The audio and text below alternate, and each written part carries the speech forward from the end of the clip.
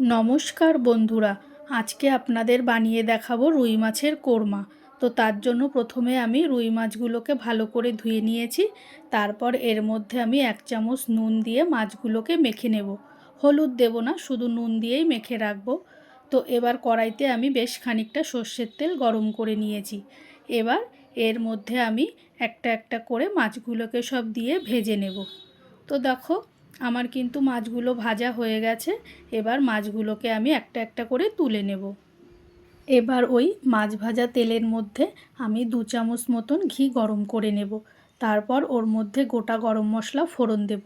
ফোড়নটা যেই ভাজা ভাজা গন্ধ বের হবে, তখন ওর মধ্যে আমি বড় সাইজের 3টে পেঁয়াজ বাটা দেব। আর দেব কাঁচা লঙ্কা আর রসুন বাটা। এখানে দেব আমি 2 চামচ মতন আদা বাটা, আর 1 চামচ জিরের গুঁড়ো, 1.5 চামচ ধনের গুঁড়ো, আর দেব স্বাদ মতন চিনি। দিয়ে এই সমস্ত কিছুকে আমি ভালো করে কষিয়ে নেব। তো দেখো, মশলাটা কিন্তু আমার ভালো করে কষানো হয়ে গেছে। এবার এর মধ্যে দেব আমি 100 গ্রাম মতন ফ্যাটানো টক দই, আর দেব স্বাদ মতন নুন। দিয়ে আবারও এটাকে আমি ভালো করে কষিয়ে নেব। তো দেখো, কষানো হয়ে গেছে, আমার মশলা থেকে তেলও বেরিয়ে গেছে। এবার এর মধ্যে দেব আমি ভেজে রাখা সব মাছগুলো, আর দেব এখানে 500 গ্রাম মতন লিকুইড দুধ। আমি এখানে প্যাকেট যে দুধটা, সেই দুধটাই নিয়েছি।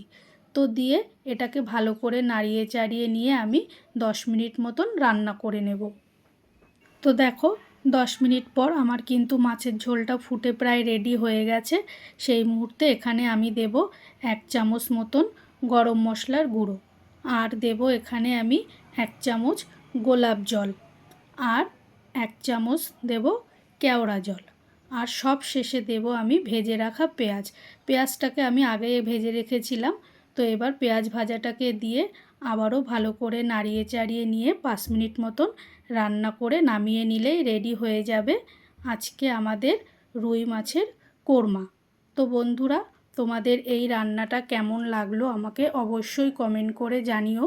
আর রান্নাটা যদি তোমাদের ভালো লেগে থাকে অবশ্যই একটা লাইক ও শেয়ার করে দিও। আর হ্যাঁ, সাবস্ক্রাইব করতে কিন্তু একদম ভুলো না।